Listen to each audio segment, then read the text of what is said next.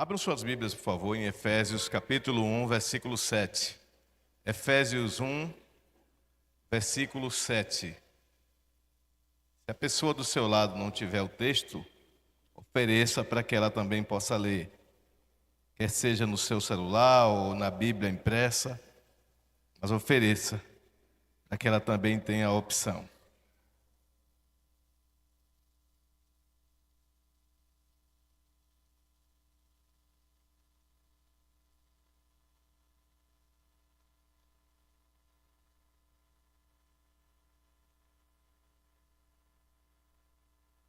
Pois pela morte de Cristo na cruz, nós somos libertados.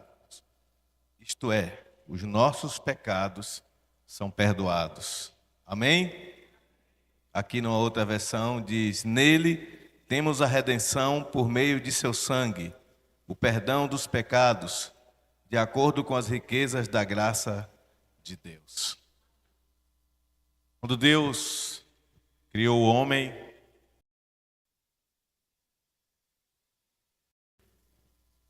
colocou depois uma mulher para ser a companheira do homem, idônea, perfeita. Não havia pecado. Mas por causa da rebeldia, do orgulho e da vaidade, o homem deu lugar ao diabo e pecou. Foi expulso da presença de Deus, expulso do paraíso. Toda a história do Antigo Testamento narra uma tentativa da parte de Deus de se aproximar do homem e firmar com ele uma aliança. Deus chama Noé e diz: vamos começar tudo de novo. Lança o dilúvio e recomeça com Noé e sua família. Mas a maldade de novo toma conta do mundo. Então, Deus chama Abraão: saia, Abraão, da tua parentela, saia da tua terra, para um lugar que eu ainda te mostrarei. E dizem os historiadores que a região onde Abraão vivia, a região do Crescente Fértil, a região onde hoje é o Iraque, por causa dos rios Tigre e Eufrates, era uma região rica e próspera. A cidade em que Abraão morava era uma das cidades mais ricas daquele tempo. Mas Deus disse: sai da tua zona de conforto, porque em ti eu vou gerar uma nova nação e de ti nascerá uma multidão. Mesmo Abraão sendo estéril, sua esposa sendo estéril e ele sendo velho, ele creu e obedeceu. E ele gerou Isaac, que gerou Jacó, que depois se chamou Israel, que gerou as 12 tribos, que gerou a nação de Israel. Deus deu a Moisés as tábuas da lei e disse: olha, essas leis devem reger a vida do meu povo. Meu povo deve ser luz para todos os povos da terra. Mas Israel se perdeu no meio do caminho, se tornou uma nação idólatra, egoísta, ensimesmada, vaidosa, preconceituosa e se esqueceu de proclamar o Evangelho de Cristo. Aí ele mandou Jesus. Jesus veio não para destruir a lei, mas para cumprir a lei. Para mostrar que o homem é falho na sua essência por causa do pecado. Mas sendo ele justo e perfeito, ele viveu a plenitude da fé. E por viver a plenitude da fé, ele teve uma experiência única de se tornar o primogênito dentre muitos irmãos. A fé cristã vem passando por mudanças há algumas décadas. Em 1911, nos Estados Unidos, houve um movimento de avivamento numa cidade chamada Los Angeles, numa rua chamada Azusa, onde um grupo de negros adoravam a Deus e tiveram a experiência do batismo no Espírito Santo. E ali nasceu o movimento pentecostal como nós entendemos, como nós o absorvemos hoje. E esse movimento pentecostal, através das décadas seguintes, foi sofrendo mudança. E na década de 60, surge o movimento neopentecostal. Enquanto o movimento pentecostal tinha uma carga de ênfase nos dons do Espírito Santo, mas também nos costumes, nos usos e costumes, no que diz respeito à roupa, a proibir determinadas coisas, as igrejas neopentecostais passam a ter uma visão de menos proibição e de proclamação do Evangelho e dos dons da graça. Estamos agora no século 21, ano de 2024, e já se fala nas igrejas pós-pentecostais ou pós-neopentecostais. São igrejas da tolerância, igrejas inclusivas, igrejas que aceitam de tudo, apenas para ter a multidão ali reunida e com o único argumento de que quem faz a obra é o Espírito Santo, deixa as pessoas aí. Isso me faz lembrar, quando o apóstolo Paulo, escrevendo aos mesmos Efésios, ele diz que no fim dos tempos ajuntariam para si mestres e doutores, conforme a sua conveniência, para pregar a doutrina da sua conveniência, porque causaria comichão, que é coceira, né? Comichão, coceira no ouvido, ouvir a sã doutrina. Uma das coisas que me motivou a falar sobre isso foi a opinião que eu vi de alguns crentes esses dias sobre a questão do aborto que está em votação na Câmara dos Deputados.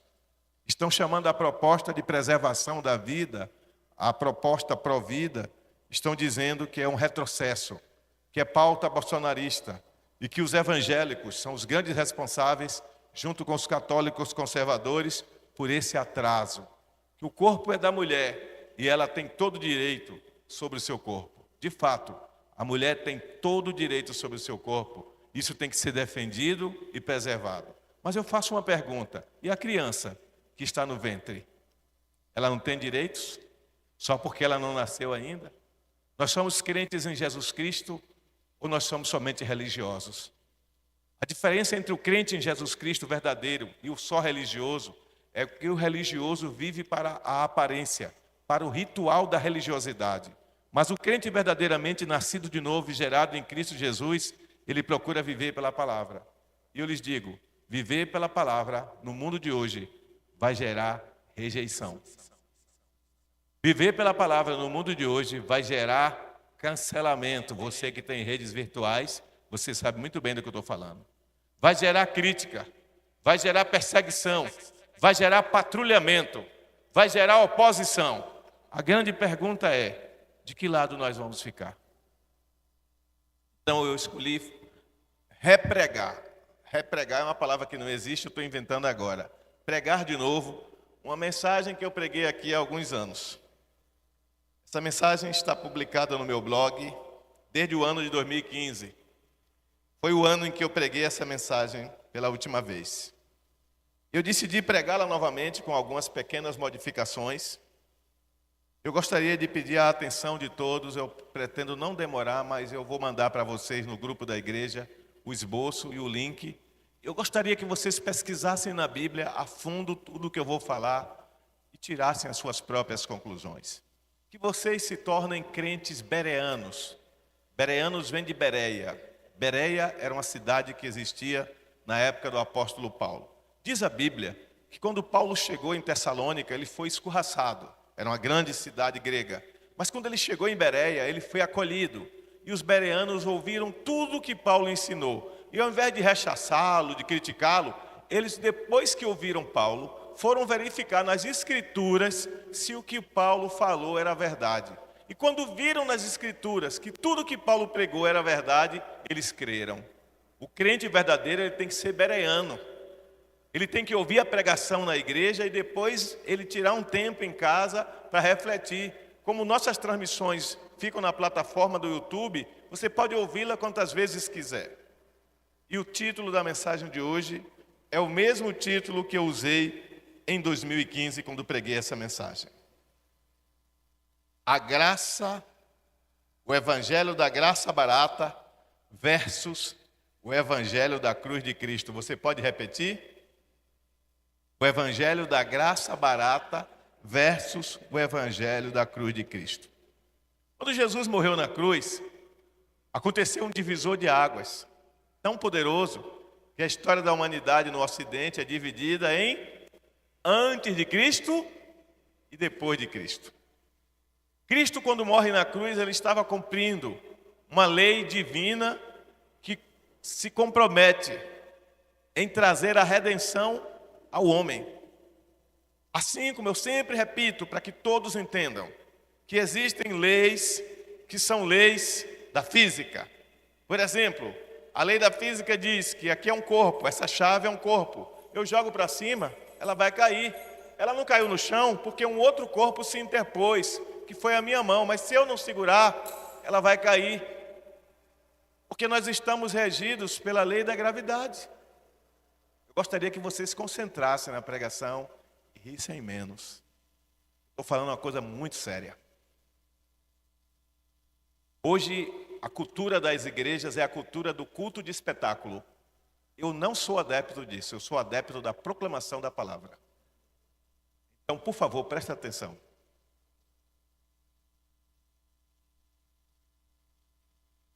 A lei da gravidade impede que nós flutuemos. Ela exerce pressão sobre nós e nos mantém aqui, sobre a terra. Quando o homem vai à lua, onde tem menos gravidade, ele se torna mais leve, ele quase flutua. Existem leis da física. Existem leis também espirituais. E a lei espiritual principal é a que diz que a alma que pecar, essa morrerá. E morte na Bíblia, gente, é separação. Significa estar separado de Deus. Deus não criou o homem para viver separado dele. Deus criou o homem para viver em comunhão com ele. Infelizmente, muitos querem viver uma comunhão com Deus, me desculpe a expressão, meia boca. Uma comunhão sem compromisso. Uma comunhão sem vida no altar. Uma comunhão sem relevância. Uma comunhão sem intimidade. Eu olho daqui, eu vejo alguns casais. Qual é a característica principal na vida de um casal?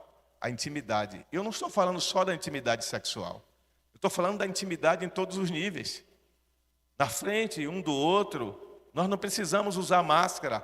Parecer que está tudo bem, na frente do outro a gente chora, na frente do outro a gente se desespera, na frente do outro a gente se angustia.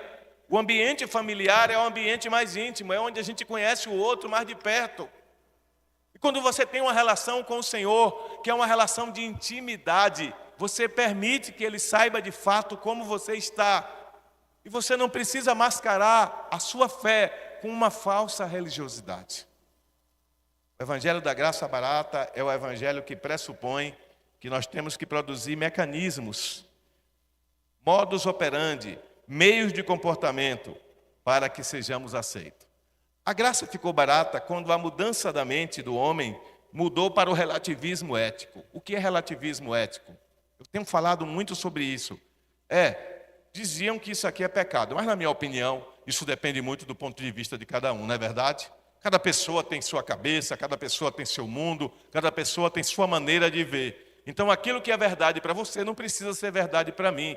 E aí o relativismo ético entra na nossa maneira de conceber, de entender, de interpretar a realidade à nossa volta. E quando esse relativismo ético vem, você vai fazer coisas das mais simples às mais sofisticadas. Por exemplo, você vai chegar para o seu filho e dizer assim, meu filho não é crente, eu sou, mas meu filho não é. Então é melhor ele trazer a namorada dele para dormir aqui do que ele ir para um motel. Porque meu filho não é crente, eu sou. E aí você começa a relativizar uma coisa que a Bíblia diz que está errado. Porque a Bíblia diz que o sexo é para ser feito no casamento, mas você relativizou, porque a mídia está dizendo que é certo. Porque aquele cantor famoso diz que é certo. Essa semana, um deputado federal quase foi cassado. E ele é evangélico. O nome dele é Janones. Ele era pré-candidato à presidência, depois ele resolveu apoiar Lula. E fizeram uma pergunta para ele. O que é que ele achava do sexo antes do casamento? Depois vocês pesquisem a resposta dele. Ele disse que hoje não se vincula mais a igreja nenhuma, porque ele não se vê representado nas igrejas. Então está surgindo hoje uma geração de crente independente, que estão produzindo frases de efeito que são falsas à luz da Bíblia. Por exemplo, uma frase que ele não disse, mas muitos dizem: eu sou a igreja. Isso é uma das mentiras do diabo. Você não é a igreja coisa nenhuma. Jesus Cristo disse: onde houver 2 ou 3, igreja é reunião, é ajuntamento. Quando você diz eu sou a igreja, você está sendo arrogante e presunçoso, porque a igreja pressupõe ajuntar pessoas. Igreja pressupõe troca. Igreja pressupõe renúncia. Não é que eu sou a igreja sozinho. Quando Jesus funda a igreja, ele antes confronta os discípulos deles e ele pergunta o que é que o povo diz que eu sou. E quando todos dão respostas, ele diz, e vocês? Então Pedro vai e diz, tu és o Cristo, Filho do Deus vivo. Bem-aventurado és tu, Simão, porque não foi carne nem sangue quem te revelou, mas o meu Pai que está nos céus. Porém eu te digo, Mateus capítulo 16, tu és pedra, e sobre esta pedra edificarei a minha igreja. Jesus estava se referindo, primeiro, que o nome dele, Pedro, significava pedra, mas um pedaço de pedra. E depois ele fala de pedra no sentido de rocha, como alicerce. E que alicerce é esse? É o fundamento do que ele havia declarado, de que ele era o Cristo, o Filho do Deus vivo. Aí eu pergunto, quando você saiu de casa hoje, você se arrumou, tomou banho, talvez tomou café, e veio para aqui para o culto, cantou esses hinos lindos, maravilhosos, teve um momento de oração, teve um momento de comunhão com seus irmãos, vai ter um momento depois, tem um lanche delicioso ali, não deixe de passar na cantina. Esses momentos são importantes, mas o que foi que você veio buscar aqui? Eu, quando saio de casa para ir ao culto, eu saio de casa para adorar junto com meus irmãos. Eu não saio de casa para um programa. Eu não saio de casa para uma diversão. Porque a palavra de Deus diz em Hebreus 10, 25, não deixe a sua congregação como é costume de muitos. Eu fiquei sabendo que vários membros dessa igreja estão pagando um valor até caro para participar de um evento em outra igreja hoje. Mas quando a gente faz os eventos da nossa igreja de graça, essas mesmas pessoas não vêm. Porque nós estamos buscando a novidade, nós queremos o novo. Eu não estou dizendo que Deus não está agindo lá, não. Eu estou dizendo que você não está priorizando o que é seu para priorizar o que é do outro. A Anailda é esposa de Júnior. Júnior sai para trabalhar, a Anailda prepara uma comida deliciosa para o esposo dela. Agora imagina a Anailda preparar uma comida deliciosa, bater na porta do vizinho. Não falo de ter intimidade com ele, não, só para ser gentil. E chegar na porta do vizinho e dizer, olha vizinho, preparei essa comida deliciosa para você, que você é um vizinho legal. E entrega a comida para o vizinho. E quando o Júnior chega em casa, ela diz, frite um ovo. Se quiser comer, frite um ovo. Faça uma farofa de azeite com farinha. Deve ter sobrado alguma coisa do almoço de ontem. Quando você não prioriza o que é seu, é mais ou menos isso que você está fazendo. Porque o conceito de aliança ele está sendo deturpado. O conceito de compromisso ele está sendo deturpado. E ele está se manifestando em todas as áreas. Na vida familiar, na vida pessoal, na vida em sociedade, na vida eclesiástica, que é a vida da igreja. As pessoas estão se perdendo gradativamente. E isso faz parte de um jogo do anticristo para fazer com que o descompromisso com a causa, com a visão da igreja, leve a uma graça barata. A graça barata é a graça que revisa todas as coisas que nos foram ensinadas como verdades absolutas no Evangelho. Eu enumerei algumas coisas que a gente precisa refletir. A primeira delas é que nós precisamos dar um basta na igreja que busca a inclusão e aceitação do mundo a qualquer custo, cuspindo na cara de Cristo. Vocês já perceberam que existem igrejas que estão mais preocupadas com o politicamente correto do que com o biblicamente correto? Pedro Bial, eu não sou muito fã de Pedro Bial, não gosto das entrevistas dele, mas um dia desse eu estava sem sono, liguei a entrevista do Pedro Bial e nesse dia ele estava entrevistando a Priscila Alcântara. Priscila Alcântara, é Alcântara, né? A cantora, que ganhou renome entre os evangélicos. E depois que ganhou o nome através dos evangélicos, ela ganhou nome no mundo e cuspiu na cara dos evangélicos. E a entrevista dela chega a dar dó. Não me causou ira nem raiva em momento algum, mas gerou em mim uma grande compaixão por aquela moça. De pedir a Deus que tenha misericórdia dela. Porque as afirmações que ela faz na entrevista, vocês podem procurar depois no YouTube, é uma afirmação de quem secularizou a fé, de quem desprezou a igreja, de quem só enxerga a igreja como um problema, de quem só vê na igreja pessoas problemáticas, pessoas hipócritas, e que preferiu aceitar a pauta do mundo e não a pauta de Cristo. Porque eu entendo que a igreja é um lugar de pessoas em tratamento. Eu estou em tratamento, você está em tratamento, porque o Espírito Santo está nos tratando. E esse processo através do qual o Espírito Santo está nos tratando, ele se chama santificação. É eu tomando consciência, sou eu tomando consciência de alguma coisa na minha vida que precisa mudar. E eu vou mudando aquela coisa. Você tomando consciência na sua vida e você vai mudando naquela coisa, vai dando lugar ao Espírito Santo. E ele vai moldando, ele vai dando forma a você, conforme a vontade de Deus. O apóstolo Paulo vai dizer que nós temos que experimentar a boa, agradável e perfeita vontade de Deus. Mas se eu estou preocupado com a inclusão com este mundo, eu vou ter um evangelho em nome do acolhimento, que vai passar a mão na cabeça do pecado.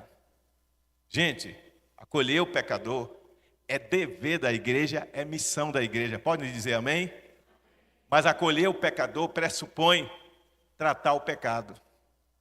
Eu não posso acolher uma pessoa que está em pecado e dizer para ela, olha, esse é o seu problema, vai ficando aí, um dia você vence. Mas você está tudo bem, você está aqui no nosso meio. O importante é estar aqui dentro da barca, a barca da salvação, que é a igreja. A barca da salvação é a igreja, no sentido espiritual, neste mundo que está sofrendo um dilúvio de devassidão e de imoralidade.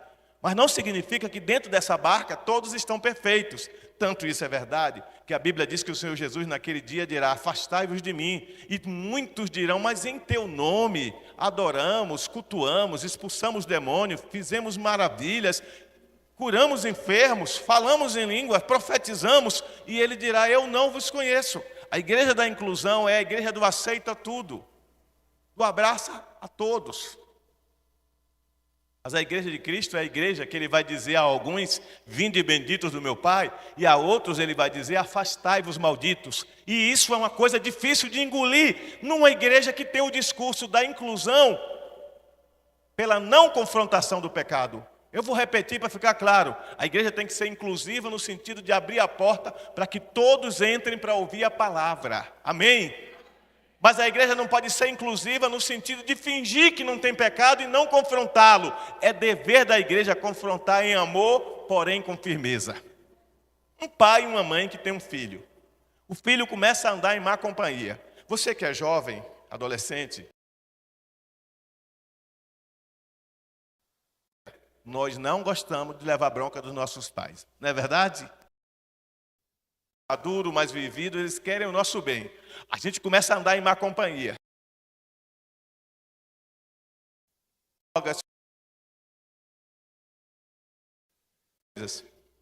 Nossos pais nos chamam e dizem, não quero que você ande mais com essa pessoa não é uma boa companhia para você, não é uma boa influência. O que é que a gente faz? A gente se rebela. E a gente vai escondido dos pais. Estar no lugar que os nossos pais não querem que estejamos. Porque amadurece dentro de nós um sentimento do quem manda na minha vida sou eu. Jovens precisam se conter na área da sexualidade. O impulso sexual é muito forte. E quando os pais ou responsáveis impõem limites à forma de namorar e vocês rejeitam, vocês não têm o direito de rejeitar. O mundo diz, qual o problema? Se já está em idade de ter experiência sexual, mesmo sendo adolescente, é só usar preservativo. Qual o mal que há nisso? Já há igrejas que distribuem preservativos na saída do culto. Misericórdia mesmo. Há igrejas que vão para o carnaval distribuir preservativo, que é uma forma de se aproximar das pessoas e falar do amor de Cristo, instigando, estimulando a promiscuidade sexual. Há igrejas que os crentes saem do culto e para não perdê-los para o mundo, para eles não irem para uma balada mundana, tem a balada gospel com cerveja sem álcool. E aí ele começa a tomar cerveja sem álcool, mas a cerveja sem álcool não dá barato, não dá o tchan. Aí o camarada vai atrás do álcool. Um irmão da igreja estava numa lanchonete dia desse, tinha 2 jovens de uma igreja aqui da cidade. Eles olharam para o lado, olharam para o outro, não conheceram esse irmão, botaram as Bíblias em cima da mesa, beberam bebida alcoólica e mandaram ver, e comentando do culto, que foi uma bênção. E tome cachaça para dentro. É uma vergonha que a igreja saiba disso e não trate isso. Porque, gente, é inevitável que ovelhas desse ministério façam coisas que nos envergonhem. Você não tem que ficar de cabeça quente se acontecer de um obreiro ou alguém não obreiro, a gente ficar sabendo de uma coisa escabrosa. Meu Deus, como é que pode dentro da igreja? Deixa de ser besta. A igreja é feita de gente. E gente comete erros, gente comete falhas. Então, pelo amor de Deus, não julgue o seu irmão porque ele pecou. Mas também não deixe para lá. Aquele que repreende o seu irmão em amor, ele está ajudando a salvar uma vida da condenação do pecado. Não é verdade? Não é isso que diz a Bíblia? Eu vou lhe dar um exemplo. Vi uma pessoa que frequentava a igreja que eu era membro. E ela resolveu namorar um homem não crente. Quando era na hora do culto, o pastor pregando, ela ficava atrás da pilastra, se agarrando com o rapaz. E o culto era mais ou menos assim, a pilastra não dava para ver, só quem estava atrás. E eu vi. Eu a chamei e repreendi, e ela mandou eu cuidar da minha vida. Eu chamei o líder de jovens e mandei ele conversar com ela. O líder de jovens contou para a mulher do pastor, que contou para o pastor, e isso virou uma bola de neve. E no fim das contas sobrou para quem? Fofoqueiro. Ali naquele dia eu aprendi uma grande lição. Se você quer fazer o que é certo, você vai pagar um preço. Passado alguns meses, aquela moça apareceu grávida. E quando ela apareceu grávida, a sua mãe mandou me chamar. A sua mãe tinha dito coisas horríveis para mim. A mãe chegou a se colocar de joelhos e me pedir perdão, porque eu tentei alertar e ela preferiu acreditar na filha que disse que não estava fazendo nada daquilo. O relativismo ético, para ser aceito no mundo, ele produz a distorção, diga distorção, das Escrituras. E quando a distorção das Escrituras vem, acontece o que Jesus falou. Um pouco de fermento leveda toda a massa. Você que é pai, que é mãe, e aqui vai uma palavra que certamente vai desagradar a alguns. Se você percebe comportamentos em seus filhos, que são comportamentos que não condizem com a sexualidade dele, você tem que chamá-lo e conversar. Ah, mas está errado. Isso está errado. Nós estamos no século 21. Podemos estar no século 32, 33, 40, 50. Continuamos sendo crente em Jesus Cristo, movido pelos princípios da palavra. Cuidado você que para ser certinho perante os seus amigos, para ser certinho perante os seus colegas de trabalho, para ser certinho perante a sociedade, para ser certinho perante os seus seguidores da internet, da mídia digital, que é uma ilusão isso, é uma bolha de ilusão. Eu tenho quase 4.000 seguidores, que para mim não faz diferença se fossem 4, porque as minhas convicções, elas não surgem em função de quantos seguidores eu posso ter. Ela existe em função do que eu creio e do que eu sou, e é assim que tem que ser na sua vida. Então, muito cuidado com esse evangelho da graça que distorce as coisas para ser aceito. Você tem que ter o evangelho com a pureza da palavra, com a pureza da verdade do que Deus ensina em sua palavra. Essa escolha por caminhos de carnalidade, de vaidade, de mundanismo e de relativismo ético está levando muita gente a se tornar desigrejado. Você sabe o que é um desigrejado? Conheço vários em Juazeiro. Nas minhas andanças por aí, volta e meia, encontro alguém que diz: eu já fui crente, pastor. Quer dizer, eu acho que eu sou. Tem um mesmo que tem um cargo alto aqui na prefeitura. Eu conversando com ele esses dias, falando do amor de Deus, ele disse: eu já fui de igreja, mais de 15 anos. Aí me desgostei de igreja, hoje eu sou crente em casa, do meu jeito. Eu ligo a televisão, escolho lá um pregador, assisto, eu adoro a Deus, boto um hino, canto, mas não quero saber de igreja não, que igreja é cheia de hipocrisia. Jesus tinha 12 discípulos, um deles era diabo, foi Jesus quem disse, e nem por isso Jesus desistiu de discipulá-lo até o fim. Não desista de proclamar o amor de Deus com a sua vida, e não só com as suas palavras. Não se torne inclusivo com o pecado, se torne acolhedor com o pecador. Lembre da lição do bebê. Quando o bebê está sujo, ele fez caca, você pega o bebê, você lava o bebê e troca a fralda do bebê. Você não joga o bebê fora. Então você não deixa o bebê sujo e nem rejeita o bebê. Você não pode rejeitar o pecador, mas também não pode aceitar o pecado.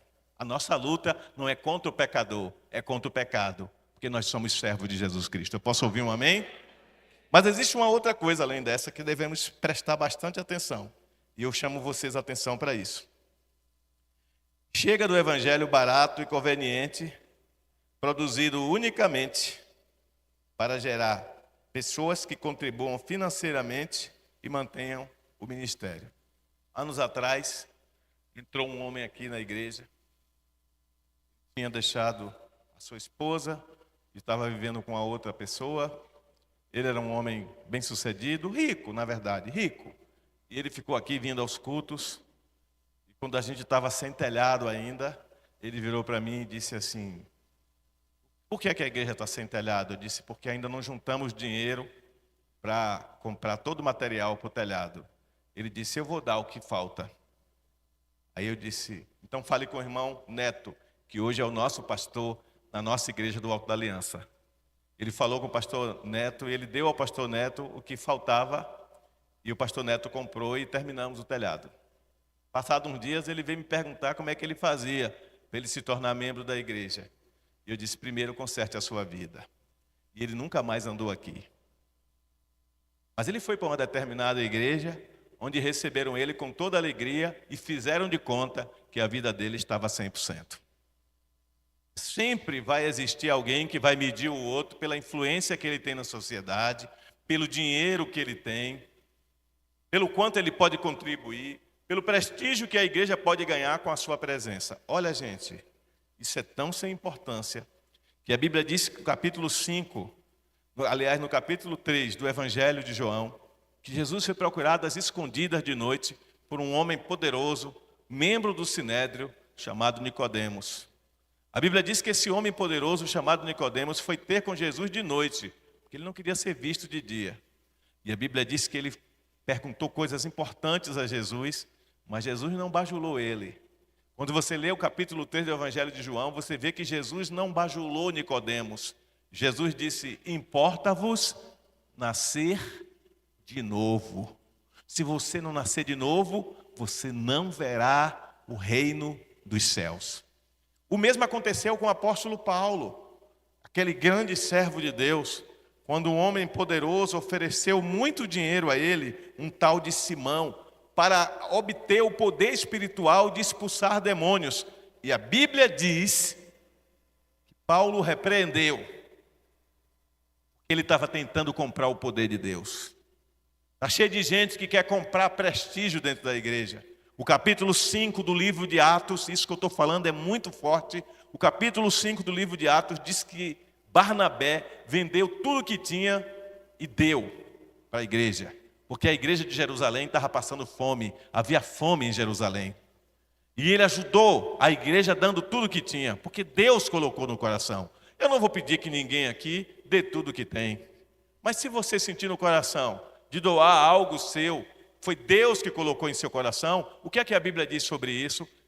Cada um contribua segundo propôs o seu coração.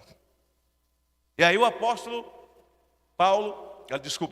Pedro recebe aquela oferta de Barnabé com alegria, e Barnabé ganhou prestígio. Havia na igreja um casal, chamavam-se Ananias e Safira. Eles eram ricos, eles venderam a propriedade, fizeram a mesma coisa que Barnabé, levaram o dinheiro, mas esconderam a metade e mentiram, dizendo que o dinheiro todo estava ali. A punição? A morte. Morreram os dois. Eles não precisavam mentir. Mas Deus não está atrás de mentirosos, Deus não quer falsos adoradores que o adorem de lábios. A Bíblia diz no capítulo 4 do Evangelho de João que Deus busca adoradores que o adorem em espírito e em verdade. O que Deus quer de você é a sua inteireza, a sua integridade, o seu ser como um todo. Quando você, como um todo, se coloca nas mãos de Deus, aí Deus te usa de uma maneira sobrenatural. Eu cheguei aqui em 1990, a gente congregava aqui atrás, tinha 15 membros da igreja. Pouco tempo depois eu recebi um convite para uma igreja muito maior, fora daqui, ganhando muito mais. A igreja ia me dar um carro, ia me dar telefone. Naquele tempo que ter telefone era luxo, né? Não existia celular. A igreja ia me dar uma casa muito boa para eu morar. férias remuneradas, toda viagem que eu fizesse, a igreja bancava tudo. Eu recebi essa proposta. Eu disse não. E aqui na congregação, pequenininha, me chamaram de burro e de idiota. Anos depois, aqueles que me chamaram de burro e de idiota vieram me elogiar quando eu estava no galpão com mais de 1000 pessoas. Quando eu caí doente, eu fui parar no neurocardio, eu tive parada respiratória. Eu quase morro, mas Deus me poupou porque Ele ainda tinha planos na minha vida. Eu abri uma igreja, eu abri várias igrejas pela cidade, várias. Dessas várias, algumas foram emancipadas, estão espalhadas por aí dando frutos. De novo me chamaram de burro, de otário. Quando as igrejas começaram a prosperar e dar frutos, essas mesmas pessoas disseram: rapaz, não é que Teobaldo é um homem de visão? Gente, nós não somos movidos, como eu disse anteriormente, pela aceitação, nem pela vantagem do lucro financeiro. Essa mesma pessoa que me elogiou disse assim: você ralou tanto, agora que a igreja cresceu, você abriu novas igrejas? Você tinha que ficar no lugar para ganhar o maior salário de Juazeiro. Porque alguns estão interessados no dinheiro, alguns estão interessados no prestígio, no poder, na fama que a posição pode lhes dar. Mas a nossa motivação deve ser única e exclusivamente fazer a boa, perfeita e agradável vontade de Deus. Dê um aplauso ao Senhor por isso.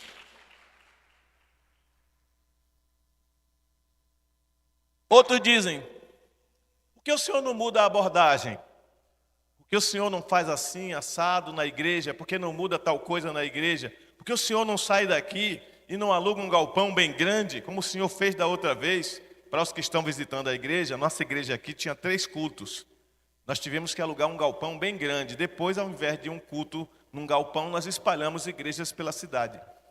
Por que o Senhor não faz isso? O Senhor é conhecido. Se o Senhor souber fazer a abordagem certa, o Senhor vai atrair a gente para a sua igreja. Eu não vou me prestar um papel desse nunca. O evangelho que eu prego não é assim que eu creio. Eu creio no evangelho que converte almas para Jesus, não que tira gente de outros lugares para vir aumentar o meu rebanho. Eu não estou atrás de prestígio, nem de fama, nem de poder, e nem você deve estar. A sua motivação tem que estar no centro da vontade de Deus. E se você buscar isso, meu irmão, você vai cumprir o que está escrito na palavra em Mateus 6,33. Buscai primeiro o reino de Deus e a sua justiça. Quando você colocar isso como prioridade na sua vida, seja você quem for, faça você o que fizer, esteja onde estiver, seja qual for a sua ocupação profissional, social, seja qual for o seu nível de conhecimento secular, de formação acadêmica, não importa. Se você fizer isso, se colocar no centro da vontade de Deus, disser: Espírito Santo, eu quero estar no centro. Não é o dinheiro que me motiva, não é o poder, não é o ego. O que me motiva é fazer a tua vontade. Deus vai te levar até para o deserto, mas você vai fazer sucesso lá. João Batista foi para o deserto. Lugar de pregar é na cidade, ele foi para o deserto e Deus levou a multidão até ele. Escrevam aí, quem tiver papel para anotar. Vocês que estão em casa, assista aí e guarde. Logo, logo, vocês vão ver o que Deus vai fazer aqui nesse ministério. Tanto de gente que vai voltar a congregar aqui. O tanto de gente que vai se converter aqui. Porque tem muito crente que está sendo crente em casa depois da pandemia, não quer congregar mais. Deus vai convencê-los e vai atraí-los. O que essa igreja precisa fazer? Pregar o evangelho puro e simples do Senhor Jesus Cristo. Não se desviar 1 milímetro. Porque aquelas pessoas que estão atrás da novidade, chega uma hora que ela se cansa de todo dia uma novidade, ela quer algo sólido. É como uma moça que se relaciona com um homem, e esse homem é muito bonito. E ela olha para aquele homem e só vê a beleza dele. Mas quando espreme, ele é vazio, ele não tem nada dentro de si. Aí ela conhece um rapaz que foi comprar um frango e uma galinha. Um rapaz simples, sem parecer nem formosura. E ela resolve acreditar nele. E ela namora esse rapaz que não é bonito, que ninguém quer. E com o passar dos anos, ele melhora e muito. Porque ela acreditou. Se você acreditar naquilo que é a essência de Deus na sua vida, Deus vai te honrar. Deus vai te fazer prosperar. E igreja, nós não podemos desenvolver táticas e estratégias para saquear a igreja dos outros. Nós não devemos desenvolver táticas e estratégicas para crescer numericamente a qualquer custo. O que nós temos que fazer é nos voltarmos para a essência da palavra, para vivermos a plenitude da palavra a cada dia pelo ensino da palavra, pela vivência da palavra. Por isso que a nossa visão de célula é importante, porque na célula a gente consolida a fé na vida daqueles que estão chegando. E dentro da igreja a gente consolida como corpo. Essa visão é tão simples, mas existem pessoas que complicam, porque já estão com a alma tão ferida, já sentem tantas dores que se esqueceram que uma mulher antes de dar à luz, ela primeiro experimenta as dores do parto. Uma mulher, antes de dar à luz, ela primeiro passa pelo processo, diga processo, da gestação. E no processo da gestação, o corpo dela muda. E quando o corpo dela muda, a roupa que ela usava já não cabe mais. Vai chegar uma hora que a roupa que você usa hoje, eu não estou falando de roupa física, não. Eu estou falando de roupa espiritual. Ela não vai mais servir para você. Deus vai te dar uma nova roupagem. E as pessoas vão te ver com outros olhos. A mulher, quando está no processo de gravidez, ela enjoa. Tem mulher que fica enjoada, vomita o tempo todo, tem vontade de comer coisas estranhas. A minha teve umas 2 vezes vontade de comer coisa diferente. Esses dias eu ouvi um pregador dizer que ele conheceu uma mulher que disse que quando estava grávida só sentia vontade de beber gasolina. O sangue de Jesus tem poder. Mas o gosto, quer ver quem é a mulher aqui que já deu à luz e sentiu um gosto estranho? Levante a mão. Quem, quando estava grávida aqui, sentiu desejos estranhos? Tem uma que disse que tinha vontade de comer terra quando chovia, que subia aquele cheiro da terra, que dava uma vontade, devia estar cheio de lombriga, né? Diz que dava vontade de comer terra. Então, guardadas as devidas proporções, a mulher enjoa e a mulher sente desejos porque ela está grávida. Quando você está grávido espiritualmente de vidas, grávido de almas, que você está gerando no Espírito em oração, você enjoa das coisas do mundo, você enjoa do pecado, porque você quer ser luz, você quer ser exemplo na vida das pessoas que você está gerando. Você não tem tempo para as coisas da carnalidade deste mundo, você não se perde, você tem foco. Deus está atrás de homens e de mulheres assim. Tem algum homem e mulher assim hoje? Acredite-me, uma revolução está a caminho. Nós vamos ter só 2 tipos de igreja, 2. A igreja que agrada ao mundo e a igreja que agrada a Deus. Decida logo de qual igreja você quer fazer parte.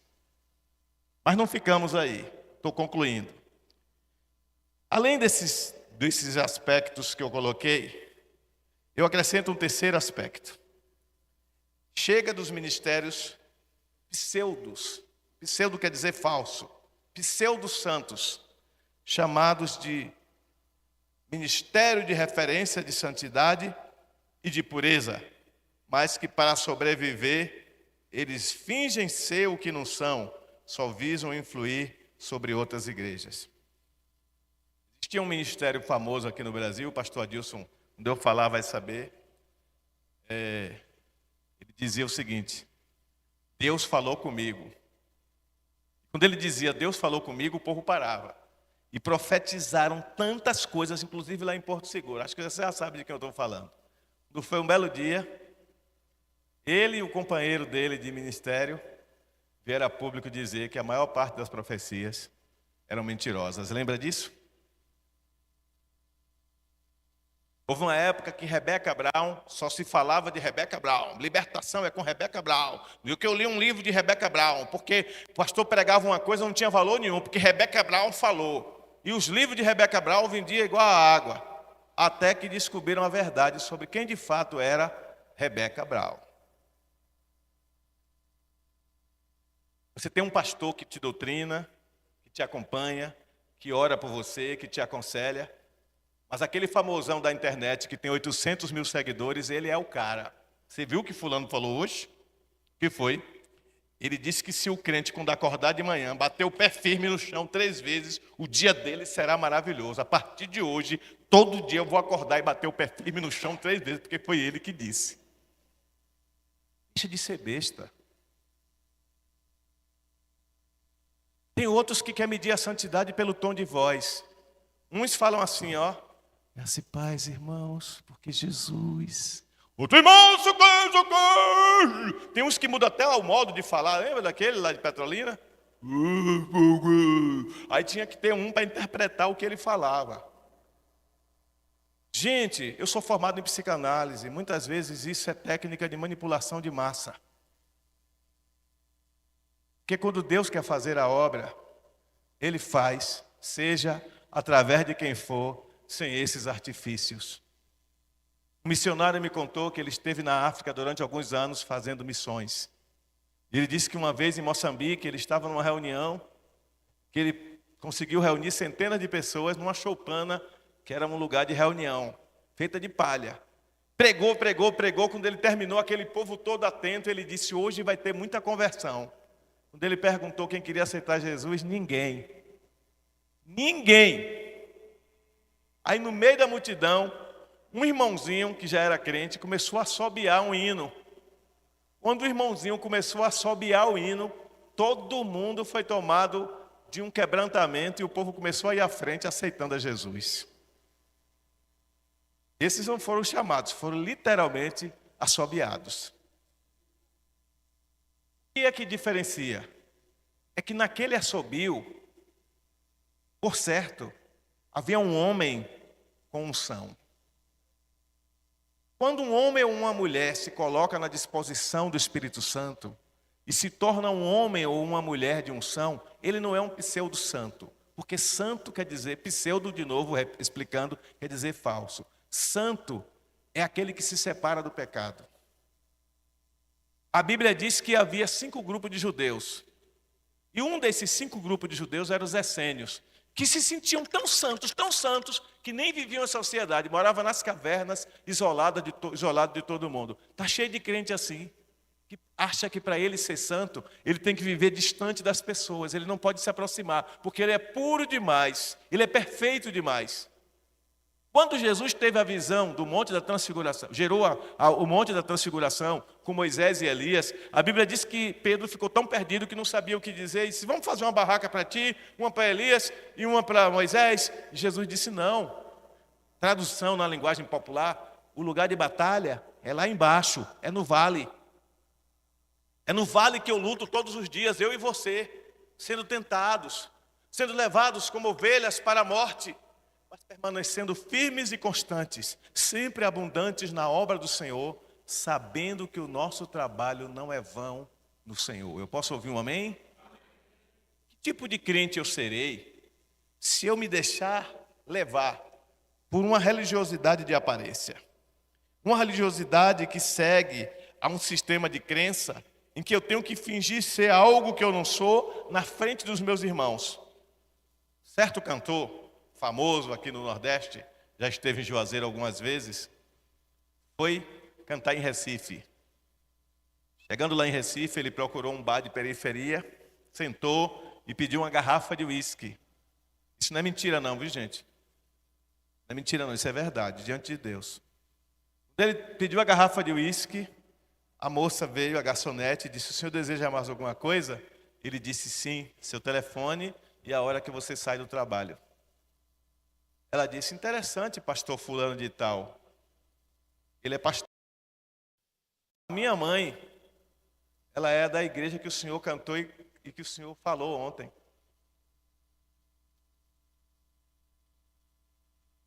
Vocês entenderam?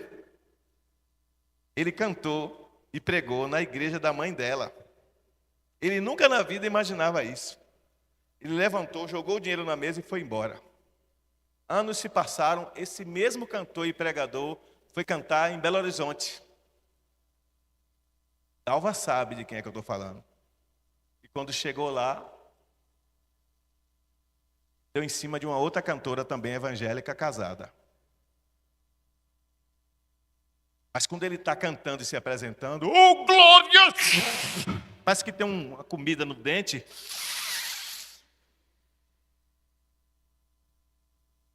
O povo se deixa levar.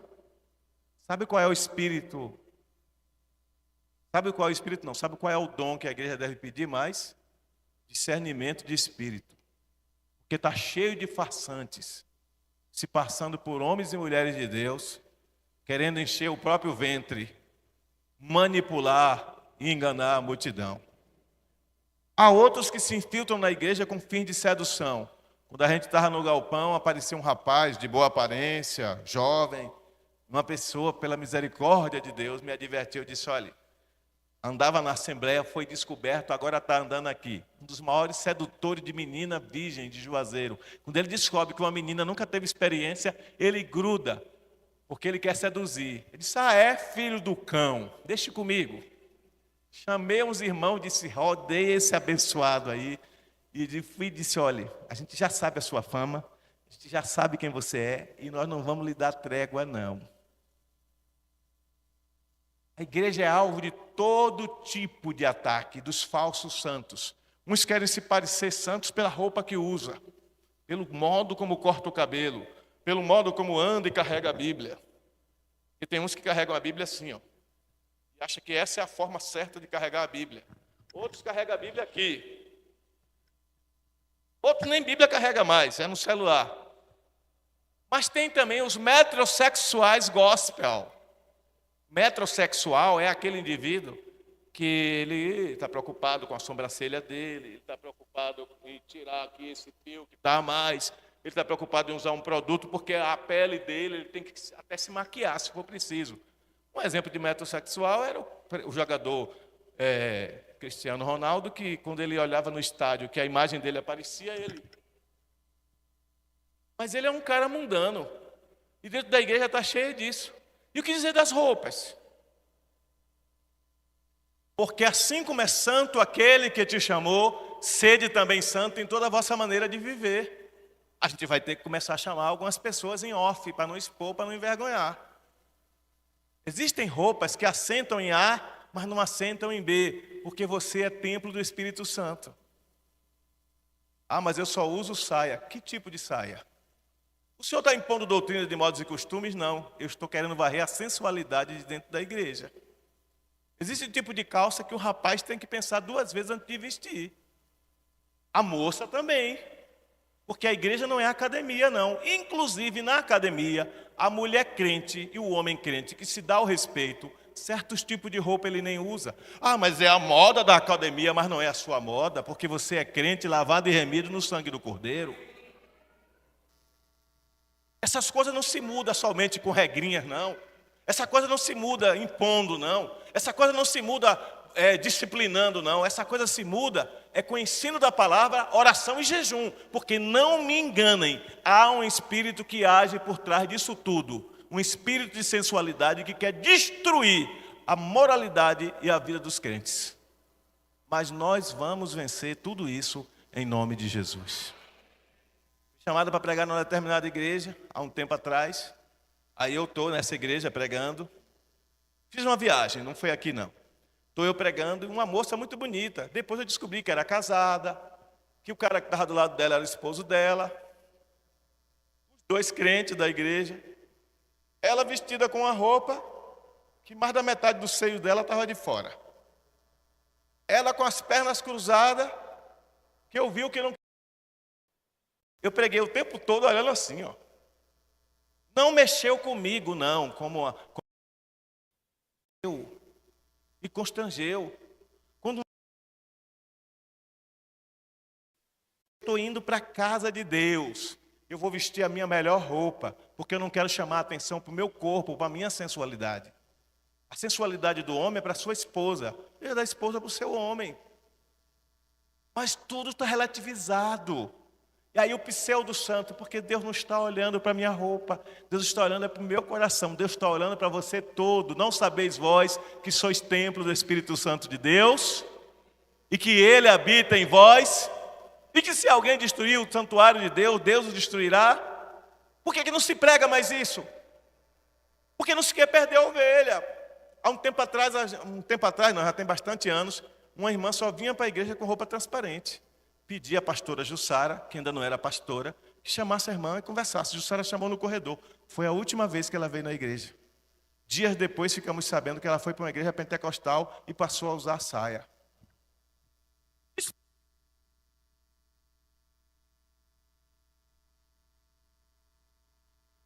Espírito de rebelião. O mesmo espírito que operou em Jezabel. Rebeldia. Não quer se submeter à orientação, ao ensino. Aí por orgulho diz, eu me submeto ali, porque fui eu que escolhi ir para lá, mas ali eu não me submeto. Uma igreja que quer viver o evangelho da plenitude da graça, ela precisa entender que a graça não é baseada em proibições. A graça é baseada no mover do Espírito Santo que nos restaura em Cristo Jesus. Amém? Para caminhar para a conclusão, eu vou falar sobre 3 coisas que é tempo de nós atentarmos para ela. Primeiro, é tempo de retornarmos às veredas antigas. No livro de Apocalipse, o Senhor diz à igreja, tenho contra vós que abandonaste o seu primeiro amor. Ele precisa voltar ao primeiro amor. Qual é o primeiro amor, pastor? O primeiro amor é Cristo.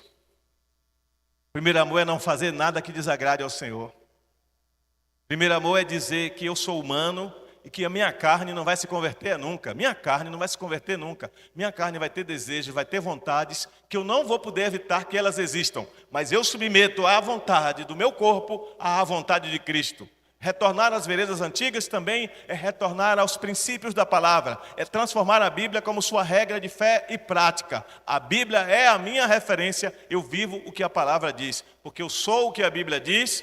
E não mais nem menos, mas eu também só posso o que a Bíblia diz que eu posso. E meu comportamento tem que ser de acordo com o que a Bíblia diz que é certo, e não com o que eu acho que é certo. Não com o que o mundo diz que é certo. Não com o que alguns crentes por aí estão dizendo que é certo. O mundo está caminhando cada vez mais para o buraco, mas a esperança deste mundo, o farol para este mundo, ainda é o Evangelho de Jesus Cristo. Enquanto você, igreja, precisa voltar às veredas do ensino da palavra, do ensino de Jesus. Em João capítulo 6, tem um exemplo clássico disso que eu estou falando. Jesus prega e diz assim, vocês só me seguem por causa do pão que perece. Só. Porém, eu sou o pão vivo descido do céu. Aquele que comer de mim jamais terá fome. Quando Jesus fala isso, a Bíblia diz que a multidão que o seguia parou de acompanhá-lo, não é isso? E restaram quantos? Só quantos? Quantos? Os 12. De uma multidão, só restaram 12. Por quê? Porque Jesus os confrontou na palavra. E aí o que acontece? Quando Jesus olha para os 12, ele diz, ainda tem um de vocês aí que é diabo. Então Jesus ele não está preocupado com a quantidade em si, mas com a qualidade da semente. Porque uma semente de boa qualidade vai produzir muito fruto. E aí eu pergunto, que tipo de semente você quer ser? A outra coisa é que é tempo de renunciar e tomar a cruz de Cristo, para então segui-lo. Ele disse, eu preguei sobre isso recentemente, que se alguém quer vir após mim, negue-se a si mesmo, tome cada dia a sua cruz e siga-me. Eu já falei várias vezes que esse negar-se a si mesmo inclui 3 coisas. Primeiro, autoconhecimento. Quem eu sou de verdade? Quem eu sou? Sonda, meu Deus, e vê se há em mim algum caminho mau. Quem eu sou? O que é que eu gosto? O que é que me tenta? O que é que ainda habita na minha carne que pode ameaçar a minha integridade, a minha comunhão com o Senhor? Se conheça. A segunda coisa é a autoaceitação. Ninguém vai se negar sem se aceitar. Eu sou mesmo esse cabra que se converteu, mas que ainda é safado, sem vergonha, que ainda tem desejos que não deveria ter, e eu aceito, Senhor, que isso ainda habita em mim, eu quero vencer isso, me ajude a chegar diante de Deus e se autodesmascarar. Quais são as áreas da sua vida que ainda te tenta? Diga isso ao Senhor em oração. E a terceira coisa é a autonegação. Autonegação significa que eu quero algo, mas eu não farei, porque não agrada a Deus. Disse Jesus no Getsemane, Pai, se for possível, passa de mim esse cálice. Contudo, autonegação. Não seja como eu quero, mas como tu queres.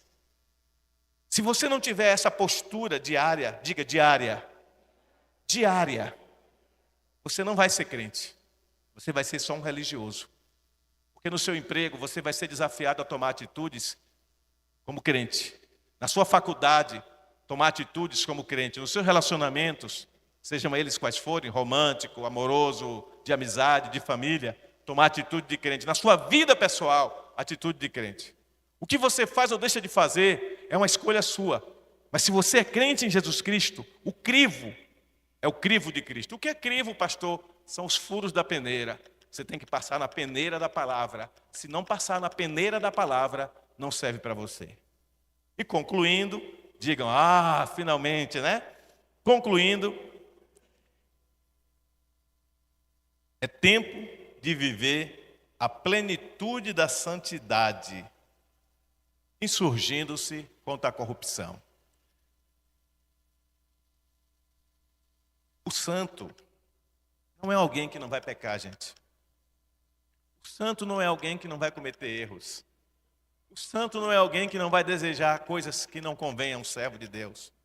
O santo é aquele que, mesmo sentindo esses desejos, mesmo habitando em sua carne tais inclinações, ele se rebela contra isso.